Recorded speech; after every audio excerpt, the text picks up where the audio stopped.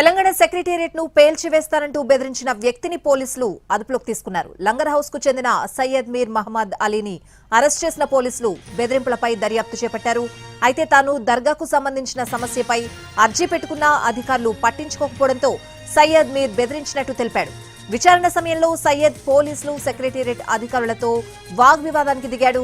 అయితే సయ్యద్ చెప్తున్న కారణం వాస్తవమేనా లేదంటే ఈ బెదిరింపు వెనుక ఇంకేదైనా కుట్ర ఉందా అన్న కోణంలో విచారిస్తున్నారు సైఫాబాద్ పోలీసులు.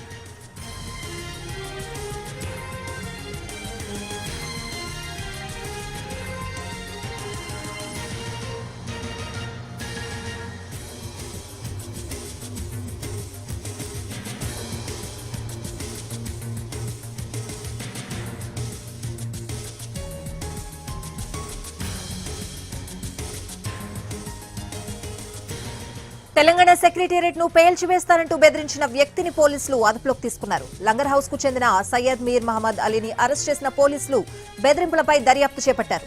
అయితే తాను దర్గాకు సంబంధించిన సమస్యపై అర్జీ పెట్టుకున్న అధికారులు పట్టించుకోకపోవడంతో సయ్యద్ మీర్ బెదిరించినట్టు తెలిపాడు.